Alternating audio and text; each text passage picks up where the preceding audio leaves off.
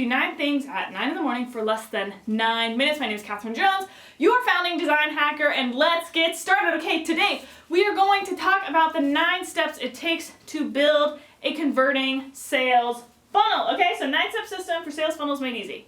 That sound good to you? Okay, step number 1, you have to understand what is the actual objective of your funnel, okay? What your funnel is going to look like is going to be determined a lot by if you are trying to extract an email address, if you're trying to buy a $7 product, if you want to buy, if you're trying to sell a $37 self-liquidating offer, if you're trying to sell a $997 course, if you're trying to get people to apply for your $10,000 program, if you're trying to sell a $100,000 agency program, okay?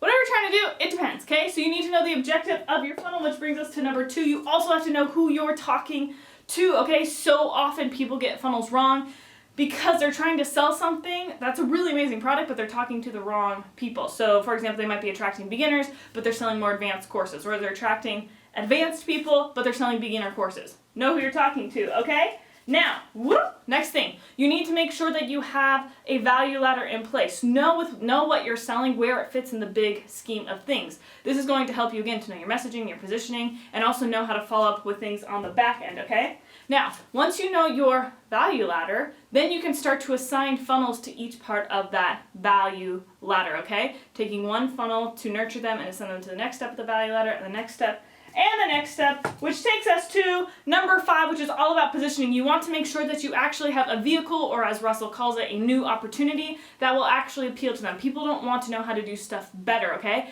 They want instead a new opportunity. If you say, hey, I can show you how to do this better, it implies that they failed in the first part. But if you say, hey, listen, I have this new opportunity, the reason why you failed in the past is not your fault. You just didn't know the right way. This is the right way. That's what you want to do with your positioning, okay?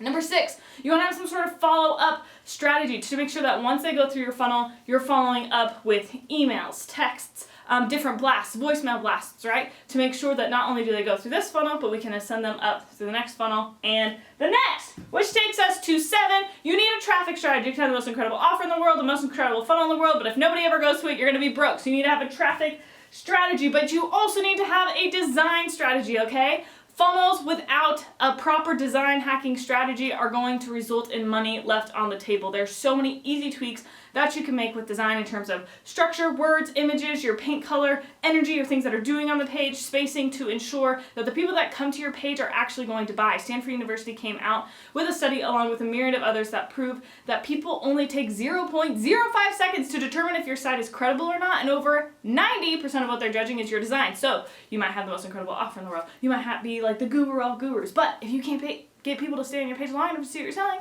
then you lost the game.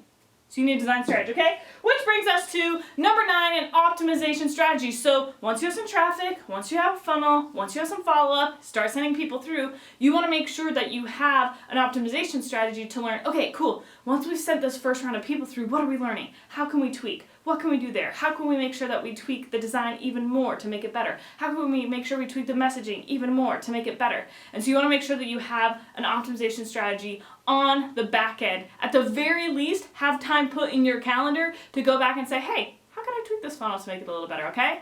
That's it for the 9-step system of sales funnels made easy. If you want to learn more about these things in depth, come hang out with us in my free Facebook group, Design Hackers Official.